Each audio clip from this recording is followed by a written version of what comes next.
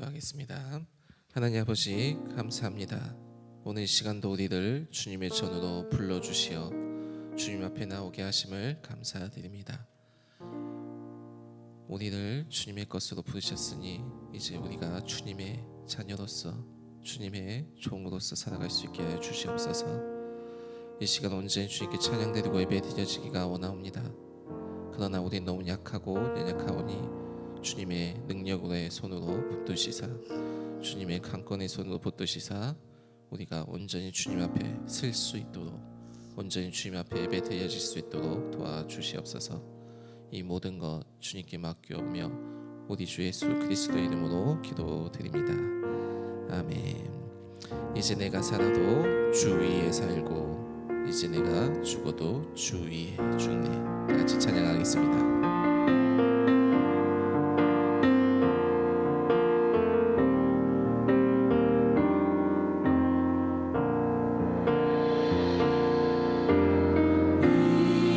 이제 내가 살아도 주 위에 살고 이제 내가 죽어도 주 위에 죽네. 하늘 영광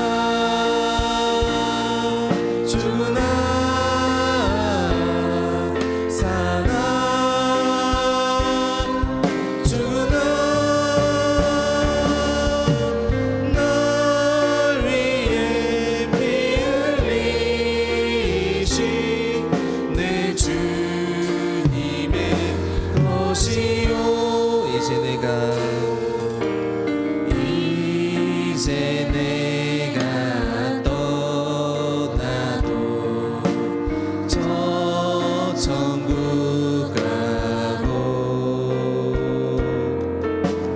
이제 내가 있어도 주 위에 있네. 우리 예수 잘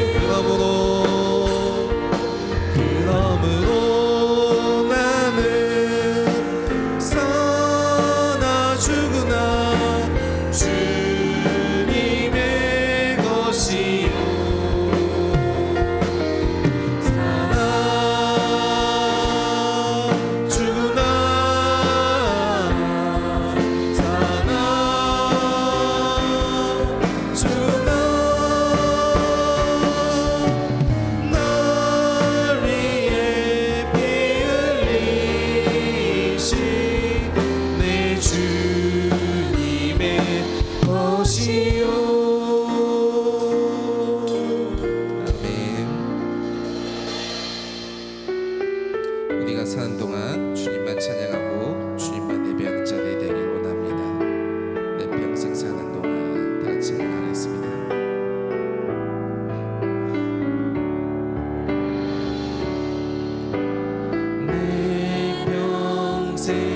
사는 동안 주 찬양하리. 여호와 하나님 내 주를 찬양하리. 주님을 묵상하니 즐겁도다. 내 영혼 주 안에서 참 기쁘리. 내 영혼아 주님을 송축하라. 내 영혼아 주님을 찬양하라. 내 영혼아 주님을 송축하라. 내 영혼아 주님을 찬양하라. 내 평생 사는 동안 사는 동안 주 찬양하리. 여호와 하나님 내 주를 찬양하리. 주님을 묵상하니 즐겁도다. 내 영혼 안에서 참 기쁘리. 내 영혼아 주님을 송축하라. 내 영혼아 주님을 찬양하라. 내 영혼아 주님을 송축하라. 내 영혼아 주님을 찬양. 내 평생 사는 동안 내 평생 사는 동안 주 찬양하니. 여호와 하나님 내 주를 찬양하니.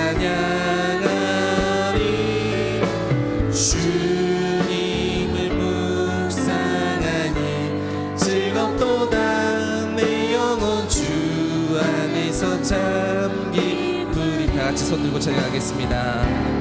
내 영혼아 주님을 송축하라. 내 영혼아 주님을 찬양하라. 내 영혼아 주님을 송축하라. 내 영혼아 주님을 찬양. 내 영혼아 내 영혼아 주님을 송축하라. 내 영혼아 주님을 찬양하라. 내 영혼아 주님을 송축하라. 내 영혼아 주님을 찬양. 내 영혼아 주님을 송축하라. 내 영혼아 주님을 찬양하라. 내 영혼아 주님을 송축하라. 내 영혼아 주님을 찬양하라.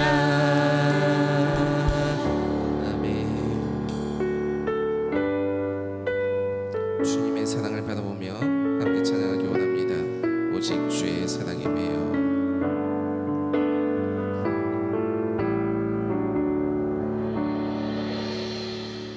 오직 주의 사랑에 매여 내 영 기뻐 노래합니다. 이 소망의 언덕 기쁨의 땅에서 주께 사랑 드립니다.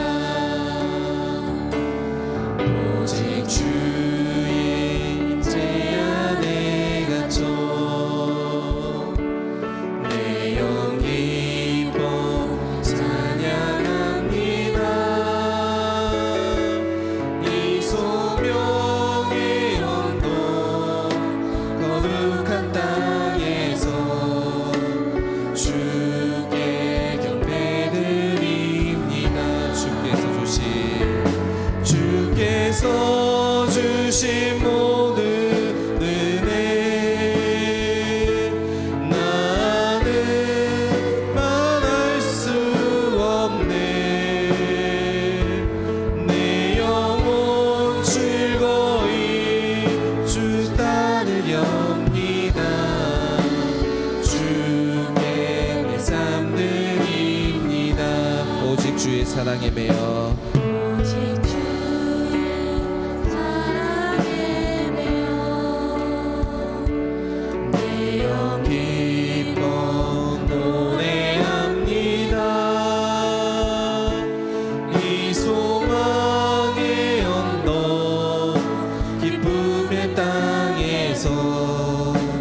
주께 사랑 드립니다.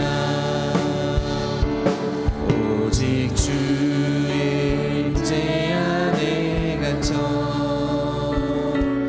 내 영 기뻐 찬양합니다.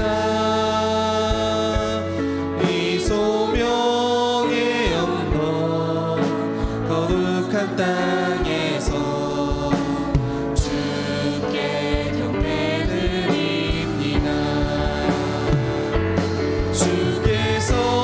주신 모든 은혜 나는 말할 수 없네. 내 영혼 즐거이 주 따르렵니다. 주께 내 삶 드립니다. 주께서 주신 모든 은혜 나는 말할 수 없네. 내 영혼 즐거이 주 따르렵니다. 주께 내 삶 드립니다. 주께서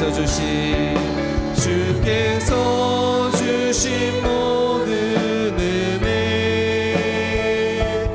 나는 말할 수 없네.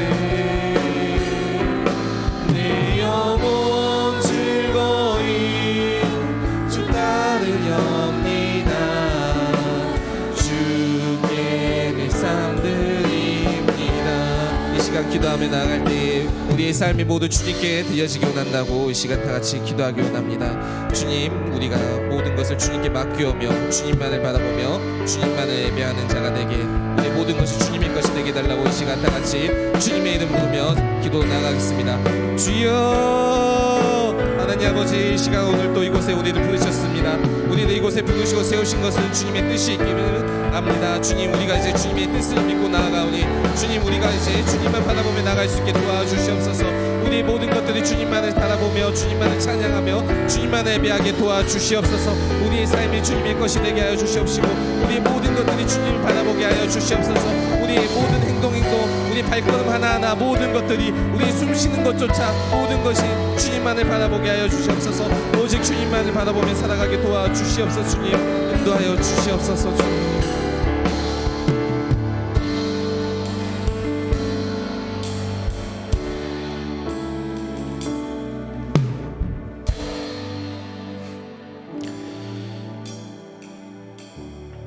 하나님 아버지, 4010 프로젝트 5번째 주간도 여기까지 인도하시고 도와주시고 힘주셔서 진심으로 감사드립니다. 오늘 이 새벽도 온전히 하나님께 집중하며 하나님께 귀를 기울이며 하나님의 영광을 보고 하나님의 임재를 누리는 귀한 시간이 되기를 원하오니 하늘 문을 여시고 이곳에 좌정하여 주시옵소서. 하나님, 한 주간 동안 지치고 힘든 심령들이 오늘 주님 앞에서 귀한 안식을 누릴 수 있도록 도와주시옵시고, 언제나 말씀을 통하여 우리 자신을 돌아보는 가운데 우리에게 나에게 부족한 것이 무엇인가, 주님께서 지금 나에게 뭐라고 말씀하시는가, 주님과의 관계가 새로워질 수 있도록 도와주시고 흐트러진 삶이 다시금 제자리를 찾아가는 귀한 시간이 되기를 간절히 소망합니다. 한 주간 동안도 새벽에 찬양하며 차량으로 봉사하며 방송실에서 안내로 또 함께 참여한 모든 성도들을 기억하여 주시고 이제 15일 남았습니다. 하나님께서 마지막까지 달려가서 잘 마무리할 수 있도록 끝까지 힘주시고 은혜를 부어 주시옵소서. 하늘의 음성을 듣게 하시고 하늘 양식을 먹게 하여 주시옵소서. 예수님의 귀하신 이름으로 간절히 기도드립니다. 아멘. 오늘 35일째 말씀입니다. 누가복음 22장 31절부터 34절까지 말씀입니다. 누가복음 22장 31절부터 34절까지 말씀, 4절 말씀 우리 같이 한번 읽겠습니다. 시몬아 시몬아 보라 사탄이 너희를 밀가 부르듯 하려고 요구하였으나 그러나 내가 너를 위하여 내 믿음이 떨어지지 않기를 기도하였노니 너는 돌이킨 후에 내 형제를 굳게 하라. 그가 말하되 주여 내가 주와 함께 오게도 죽는 데에도 가기를 각오하였나이다. 이르시되 베드로야 내가 내게 말하노니 오늘 닭 우기기 전에 내가 3번 나를 모른다고 부인하리라 하시니라. 아멘. 인사 한번 합시다. 한 주간 동안 수고하셨습니다. 함께 해주셔서 감사합니다. 오늘 각오와 믿음이라는 제목으로 말씀을 나누겠습니다. 너무 잘 아시는 말씀이죠. 이제 십자가를 앞에 두시고 베드로와 예수님께서 대화를 나누는 가운데 베드로가 이제 앞으로 주님을 3번 모른다고 부인할 것에 대해서 얘기하시는 장면입니다. 이제 처음에 말씀은 이렇게 시작하죠. 시몬아 시몬아 보라 사탄이 너를 밀가 부르듯 하려고 요구하였으나, 사탄이 이게 밀가 부르듯 한다는 말은 이제 사탄의 공격이 있고 사탄의 밥이 된다는 말이거든요. 누가복음 4장 13절에 사탄이 예수님을 3번 시험을 했습니다. 그리고 예수님께 시험했는데 사탄이 패배를 당하고 그게 이렇게 기록되어 있죠. 시험이 다 끝난 후에 얼마 동안 떠나니라. 얼마 동안 떠나니라. 예수님은 이기지 못하고 이제 얼마 동안 떠났다는 말은 다시 온다는 말이죠. 다시 돌아온다는 겁니다. 그러니까 예수님을 이기지 못했던 사단은 그냥 포기하는 것이 아니고 예수님께는 다시 오지 못하지만 예수님 주변에 있는 사람들에게로 옵니다. 가장 가까운 제자들이죠. 제자들을 자꾸 이용해서 예수님이 가시는 길을 자꾸 이제 막는 거죠. 그래서 마태복음으로 한다면 마태복음 16장에 예수님이 십자가에 죽는다고 하니까 막아버린 것처럼, 그래서 베드로야 너 왜 사람의 일을 생각하냐, 너 배후에 사탄이 있다고 그러셨는데, 누가복음에서는 사탄이 시몬아 너를 밀가부로 다루고 너를 공격하고 너를 제물로 삼으려고 했다, 이제 이렇게 말씀하시는 거죠. 이제 내일 모레 이렇게 또 보시겠지만 또 유다도 22장 3절에, 오늘 20장 보진 않았습니다만 사탄이 가룟 유다도 이용합니다. 가룟 유다에게도 옵니다. 그래서 예수님 팔려는 생각을 넣고 그리고 돈 욕심하고 딱 맞아 떨어져서 예수님을 팔 계획대로 그대로 해버리게 되죠. 그러니까 제자라 할지라도 하나님 편에 있는 이 제자를 할지라도 사탄은 끊임없이 유혹하고 와서 너무 때리려고 하고 하나님 나라를 이루지 못하게 방해를 한다는 겁니다. 그래서 우리가 어떻게 보면 이제 열심히 일하는 사람들, 헌신하는 사람들을 건드릴 가능성이 많죠. 제 일탁에서 이제 당연히 이제 저를 공격하고 그럴 텐데, 이제 저를 공격하다가 안 되는 경우가 생기면 주변 사람들을 공격합니다. 그래서 이제 내가 거기에 신경 쓰게 만들고 거기에 힘을 쏟게 만들고 에너지를 쓰게 만드는 거죠. 그래서 지금 예수님도 그런 지금 경우라고 볼 수 있죠. 그래서 사단이 밀가루도 다르고 요구를 했는데, 근데 예수님께서 내가 너를 위하여 내 믿음이 떨어지지 않기를 기도했다라고 말씀하십니다. 또 최근에 많이 말씀드렸죠. 사단이 베드로를 요구한다면 감히 내 제자를 건드려? 그러면서 사탄에게 접근 금지 명령을 내리든지 아니면 사탄을 결박해버리든지 사탄을 쫓아내버리면 되잖아요. 그런데 예수님이 그렇게 하시는 것이 아니고 사탄은 가만히 내버려 두고 베드로야 네 믿음이 유지돼야 된단다. 이거는 사탄의 문제가 아니고 내 믿음의 문제란다. 그러니까 풍랑을 만난 제자들에게도 예수님께서는 풍랑을 말씀으로 잠잠하게 하시는, 풍랑과 바람을 잠잠하게 하시면서 창조주 하나님이라는 것도 보여주셨지만 제자들에게는 너희들이 왜 이렇게 믿음이 작으냐? 풍랑의 문제는 풍랑의 문제가 아니고 제자들 너희들의 믿음의 문제란다. 예수님은 언제나 주변에 일이 벌어지면 우리는 자꾸 주변의 일을 주목하고 그래서 남 탓을 하고 환경 탓을 하고 왜 이래 이렇게 나오지만 예수님께서는 너 믿음을 돌아봐라. 네 믿음의 문제다 이것은. 이렇게 말씀을 하신다는 거죠. 그리고 질병이 찾아와도 문제가 생겨도 예수님께서는 내 믿음이 너를 구원했다. 내 믿음이 너를 구원했다. 언제나 믿음을 이야기를 하십니다. 그리고 요한복음 14장 1절에는 예수님께서 이제 떠날 시기가 다가온 걸 아시고 제자들이 염려하고 근심하니까 이렇게 말하죠. 하나님을 믿으니 또 나를 믿으라. 내가 떠나고 없더라도 너희들이 믿음이 있으면 이 땅을 살아낼 수 있단다. 언제나 제자들의 믿음으로 접근하시는 예수님의 모습을 보게 됩니다. 오늘도 마찬가지입니다. 예수님께서는 연약한 우리를 위해서 기도하십니다. 내 믿음이 잘 유지되면 좋겠다. 믿음 지키면 좋겠다. 그런 면에서 보면 바울이 달려갈 길을 마치고 내가 믿음을 지켰다라고 하는 것은 오늘 믿음은 뭘로 지키는 거죠? 기도로 지키는 거예요. 예수님의 중보기도로 베드로의 믿음이 지켜지는 거거든요. 믿음은 들음에서 나고 들음은 그리스도의 말씀인데 우리에게 믿음이 생기는 것은 하나님의 말씀을 들을 때 생기지만 그 믿음을 유지시켜 가는 방법은 기도입니다.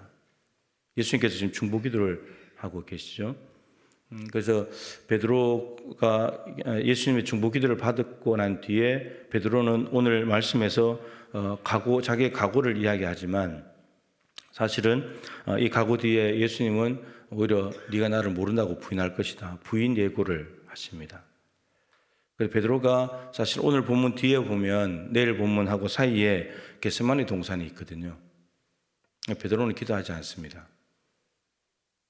그래서 근데 믿음이 떨어지지 않기를 기도했는데 이제 예수님이 기도했는데 베드로 자신은 기도하지 않아요. 이미 알려줬잖아요. 네가 나 세 번 부인할 거다. 그걸 말씀하셨는데도 불구하고 기도하지 않아요.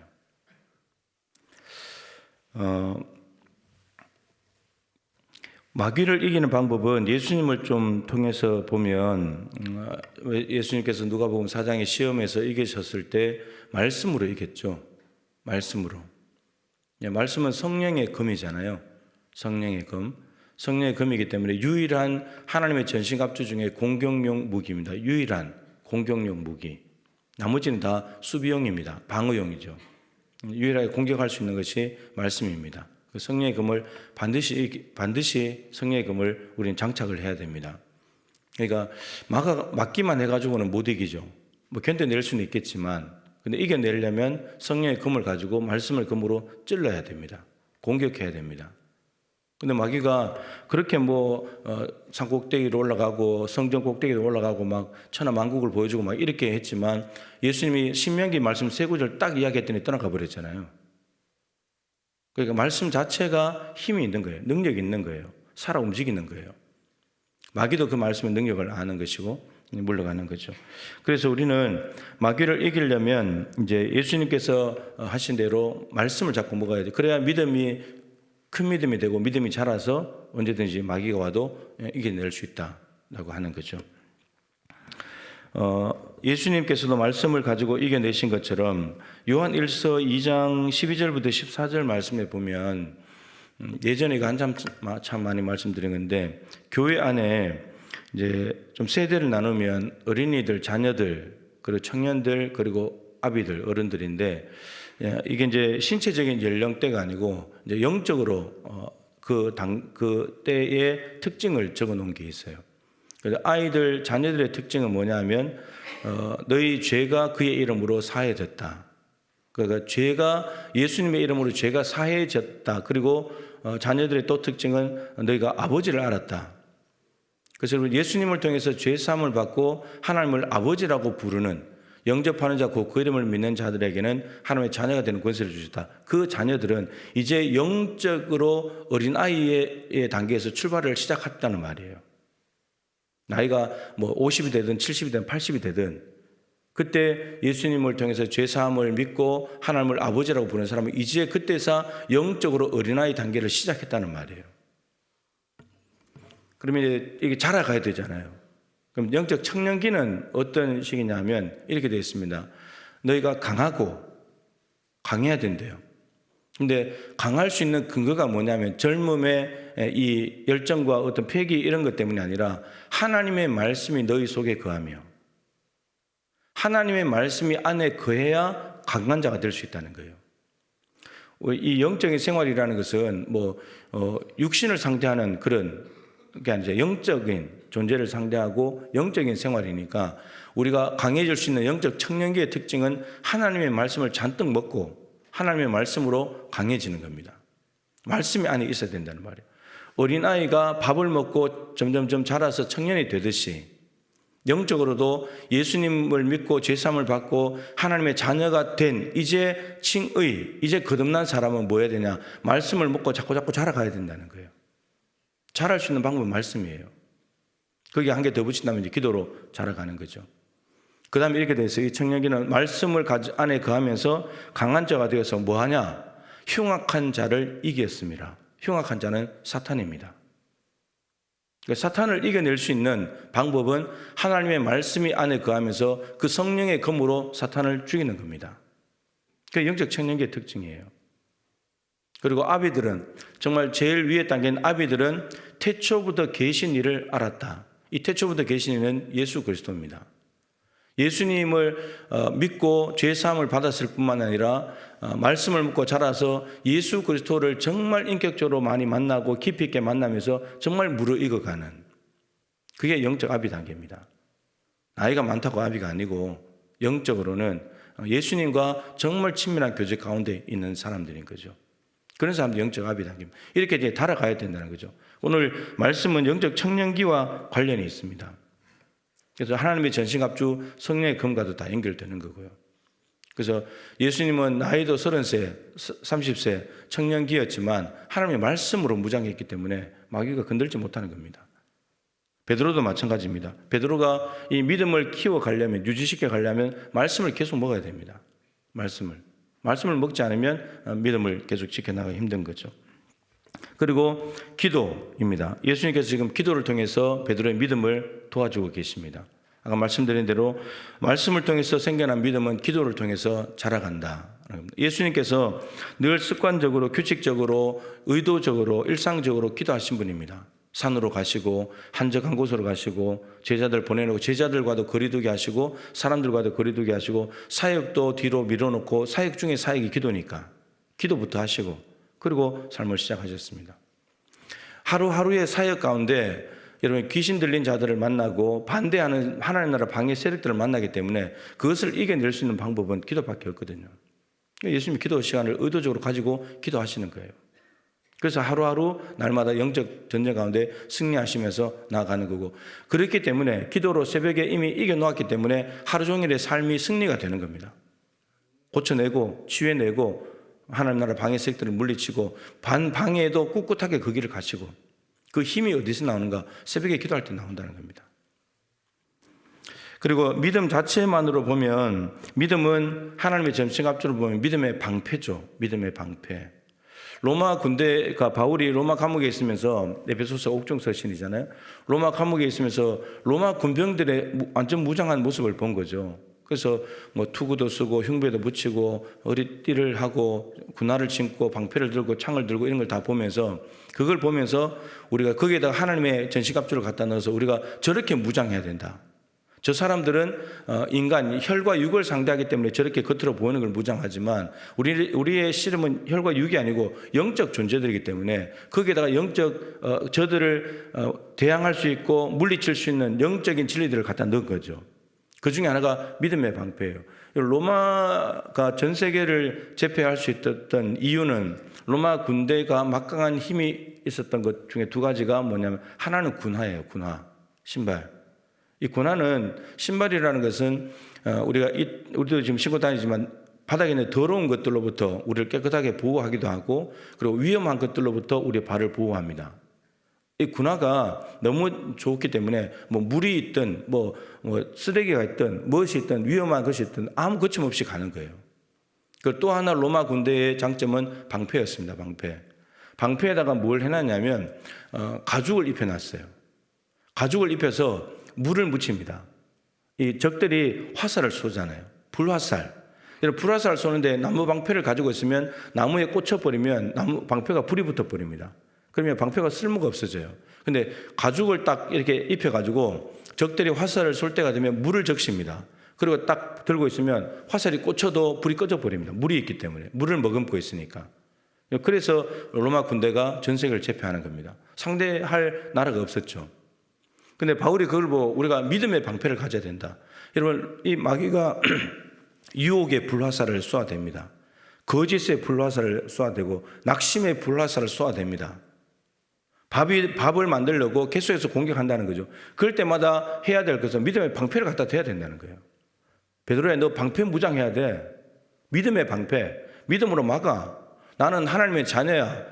이미 예수님 승리하셨고 내가 그분을 믿는 사람이야. 너는 패배당했어. 그 믿음으로 막아버려야 된다는 거예요. 근데 이 방패가 없으면 그냥 다 맞는 거예요. 화살을 다 맞는 거예요. 그러면 이제 맞아서 죽는 거예요. 의심이 생겨나고 불평 불만이 생겨나고 또 거짓에 속아서 넘어가기도 하고 이런 일이 발생한다는 거죠. 그래서 지금 베드로에게 너 믿음이 떨어지지 않아야 된다. 방패가 견고해야 된다. 이렇게 지금 말씀을 하시는 거죠. 자, 이런 관점에서 오늘 베드로가 주님, 제가 주와 함께 옥에도 갈 것이고 죽는 데도 가기를 제가 각오했습니다. 이렇게 이제 이야기를 했습니다. 근데 이제 내일 주일 본문을 보시면 알겠지만 가룟 유다가 로마 군병들을 데리고 오거든요.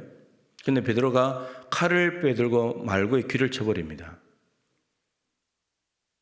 지금 예수님과 함께 죽는데도 가겠다고 해놓고는 남을 죽이는 사람이 돼요. 죽이려고. 왜요? 자기 살려고.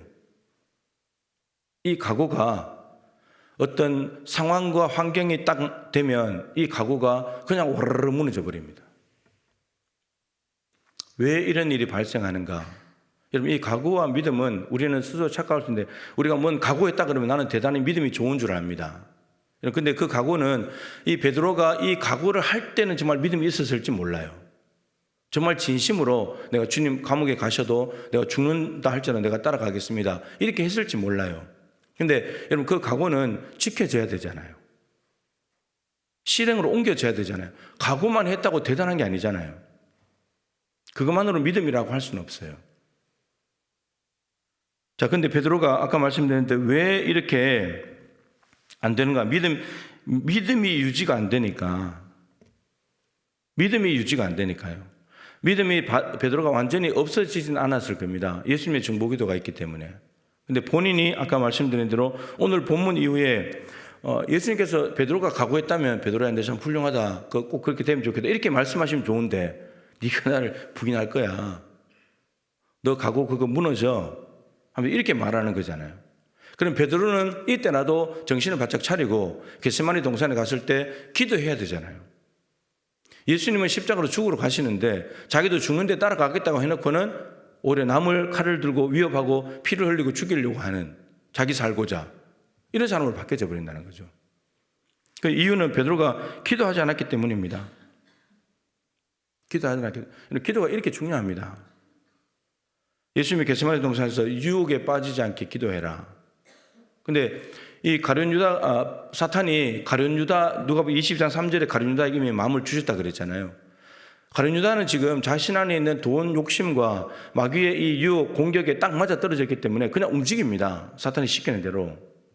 그래서 로마 군병들 공권력 이용해가지고 사형 판결과 집행을 할 수 없기 때문에 로마 군병들 데려가서 예수님 잡아가려고 하거든요. 그렇게 공격해 옵니다. 가룟 유다 이미 그렇게 움직여요. 근데 거기에 대해서 베드로는 그때 잠을 자고 있었기 때문에 잠을 자버렸기 때문에 3시간 동안 아무것도 할 수가 없는 거예요. 그러니까 칼이 먼저 뛰쳐나옵니다. 죽는다고 했고 각오했고 정말 그게 믿음에서 나왔다면 예수님이 잡혀가 자기도 같이 잡혀가겠다고 해야지. 근데 그렇게 하지 않습니다. 이 각오가 계속해서 지켜지려면 그 각오한 것을 기도해야 된다는 거죠. 여러분들이 2024년 시작하면서 나름대로 다짐하고 각오한 게 있잖아요. 지금 이제 5개월 들어서고 있는데 그 지켜지고 있습니까? 우리는 이제 한편으로 작심삼일 이거 이야기하면서 스스로 위안을 삼아버립니다. 다 뭐 작심삼일이지. 그리고 스스로 포기 못한 것을 당연한 것을 여기는 사람은 다 그래 3일 만에 끝나 이렇게 생각하는. 근데 그게 아니라는 거죠. 그 각오와 다짐이 계속해서 지켜지려면 우리가 말씀과 기도 안에 머물렀는가 그걸 생각해 봐야 되는 거예요. 왜 안 됐는지를 우리는 생각했는데 당연히 안 된다고 이렇게 해보니까 과거에 안 됐으니까 많은 사람도 안 되니까 나도 안 돼. 올해도 힘들 거야. 이렇게 갈 것이 아니고 왜 안 됐는가? 왜 지켜지지 못했는가? 이게 중요하다는 거죠. 예수님께서는 오늘 그것이 기도에 달려있다고 분명히 말씀하고 계십니다. 근데 참 놀랍게도 우리 주님께서는 믿음이 떨어지지 않기를 기도하였다고 말하면서 베드로가 약속을 한 가지 하죠. 너는 돌이킨 후에 내 형제를 굳게 하라. 돌이킨다는 말은 회개한다는 말입니다. 그럼 베드로가 예수님이 부인한다고 했으니까 분명히 부인하게 될 겁니다. 자빠지는 거죠. 그런데 예수님께서는 너 나를 분명히 부인할 텐데 근데 너 돌이키면 돼. 돌이키고 난 뒤에 형제를 굳게 하라. 이 형제는 교회 공동체입니다.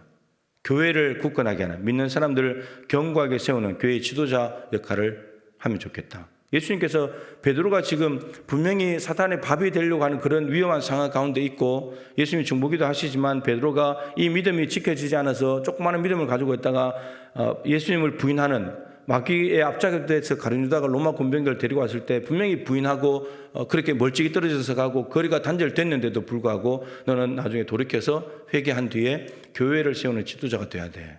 이거 말씀하시는 겁니다. 근데 진짜 사도행전에 가면 부활하신 예수님을 만나고 난 뒤에 이제는 죽음도 두렵지 않는 존재가 됐고 그리고 이제 성령의 기도하는 사람이 됐죠. 그래서 성령 충만을 받고 성령의 검을 가지고 이제는 사람을 죽이는 칼을 빼드는 것이 아니고 복음, 성령의 검을 가지고 많은 사람을 살리는 사람으로 바뀌어져 갑니다. 이게 참 귀한 거죠. 예수님께서는 분명히 너 실패할 거야. 너 자빠질 거야. 근데 돌이키면 돼. 그리고 내가 너에게 준 사명 감당하면 돼. 예수님은 이렇게 가시는 거예요. 지금 여러분들이 작심삼일 때문에 자빠졌다 할지라도 자빠진 걸 당연한 것으로 여기는 것이 아니고 자빠질 수 있어. 근데 너 그거 돌이켜. 그리고 내가 나한테 올해 하라고 시킨 일 있지? 그거 해. 예수님 그거 말씀하시는 거예요. 사무엘이 기도하기를 쉬는 죄를 여호와 앞에 결단코 범하지 않겠다. 어마어마한 각오 아닙니까? 어마어마한 각오잖아요. 우리는 기도하기를 쉬는 것을 두고 죄라고 여기지 않잖아요. 그냥 피곤하니까 뭐 힘드니까 그럴 수도 있지 뭐 이렇게 넘어가잖아요. 근데 사무엘은 자기가 기도를 어느 정도로 가치 있게 여기느냐면 수준을 하나님께 죄 짓는 것으로 확 끌어올려 놨어요. 그리고 이 기준대로 살아가려고 애를 쓰는 거예요. 이 기준이 낮아지면 뭐 그럴 수도 있지. 뭐 다른 사람도 안 하는데 나도 쉬어야지. 자꾸 내려가는 거예요. 근데 올려놨어요. 기준을. 하나님께 죄다. 죄 짓는 것은 하나님과 단절되는 거니까. 기도 안 한다는 것은 하나님과 단절되는 거고 죽는 거예요. 자기는 죽기 싫다는 거죠. 영적으로. 깨어 있어야 된다는 겁니다. 그래서 그 각오를 했는데 백성들 앞에 공적으로 공포를 했는데 그걸 지켜나가는 방법이 기도였잖아요. 기도로 자기가 기도하기를 쉬는 죄를 범치 않는 그 하나님 앞에 깨어있는 사람을 지켜나가는 거예요. 그래서 만들어진 게 라마나의 공동체예요. 성령 공동체. 그런 성령 공동체는 신약의 초대교회와 같은 공동체인데 그냥 만들어지는 게 아니에요. 이런 각오한 사람, 그 각오를 기도로 지켜나가는 사람에 의해서 만들어지는 거거든요. 똑같잖아요. 베드로는 지금 죽는데 쫓아가겠다고 했는데 각오했는데 못 따라간 거고 기도 안 하니까. 자기는 기도 안 하면 난 하나님 앞에 죽는 존재입니다. 근데 나 죽기 싫습니다. 그래서 기도해가지고 살아난 사람이고. 바울도 다니엘 먼저 말씀드리면 다니엘도 뜻을 정했잖아요. 내가 왕의 음식과 포도주를 먹지 않겠다. 바벨론 우상에게 바치고 나온 왕이 먹는 음식과 포도주로 나를 더럽히지 않겠다. 뜻을 정했어요. 각오했잖아요. 나 이거 안 먹을 거야. 근데 지금 포로잖아요. 포로. 노예로 왔잖아요. 자기의 뜻이 없고 자기의 계획이 없고 자기가 뭘 주장할 수 있는 상황이 아니에요. 먹으라면 먹는 거고 주면 받는 거고 이렇게 가야 되는 건데. 근데 뜻을 정하고 난 뒤에 그 뜻을 정하기 위해서 다니엘이 뭐 했습니까? 뜻을 정한 대로 살기 위해서 다니엘도 기도했잖아요. 전에 하던 대로 하루 3번씩. 전에 하던 대로. 그 전에 하던 대로 저는 유대 땅에 있을 때 포로로 잡혀가기 전에 어린 시절부터라고 저는 생각을 해요. 왜냐하면 그 하루에 3번씩 기도하는 걸 훈련 받을 때가 바벨론에 잡혀가서는 훈련 받지 못하거든요. 그러면 이스라엘 땅에서 받았는데 어디서 받느냐? 가정입니다. 가정. 가정에서 하루 3번씩 기도하는 훈련을 어릴 때부터 했기 때문에 1차 포로 주전 605년에 잡혀가서도 바벨론 땅에서도 하루 3번씩 기도했고 또 정권이 바뀌어서 다리오 바사 메데 왕이 나라가 다스릴 때 다리오 왕 때도 하루 3번씩 기도했고 그래서 그 교회도 없는 곳에서 예배도 없는 곳에서 그 이방 땅에서 하나님의 백성을 살아낸다는 거예요. 그 뜻을 정했기 때문에 그 뜻을 정하고 각오했는데 그걸 기도로 지켜내버리는 거예요. 기도만이 우리의 각오를 지켜낼 수 있습니다. 그리고 바울도 사도행전 20장 24절이죠. 내가 주 예수께 받은 사명 곧 하나님의 은혜의 복음을 증거하는 일을 마치려면 나의 생명을 조금 더 귀한 것으로 여기지 않는다. 여러분 하나님이 주신 사명 때문에 목숨보다도 사명이 귀하니까 내 목숨을 바치겠다 각오를 했습니다. 그런데 옆에 사람들이 말립니다. 그 아가분과에 누가 선지자가 띠를 가져와서 몸을 막 묶어가지고 너 예루살렘 가면 이렇게 된다고. 근데 바울이 이렇게 그러죠. 나 목숨까지 내놓으려고 작정했는데 너희들이 왜 울어서 내 마음을 상하게 하냐. 나는 가야 된다. 그러고 갔잖아요. 그리고 정말 체포됐고 그리고 로마로 압송돼서 갔잖아요. 근데 바울이 그 다짐한 대로 가는 거예요. 그것을 이야기하고 난 뒤에 잡혀간다고 말해도 바울은 흔들리지 않았습니다. 각오 취소. 다시 생각해 볼게요. 그러지 않았어요. 그냥 가는 거예요. 바울은 기도했다는 말이 그렇게 많이 나오지 않지만 바울은 정말 기도의 사람이죠. 누구보다 은사가 많았고 삼청천을 몇 번이나 갔다 온 사람이고 정말 기도의 사람이에요.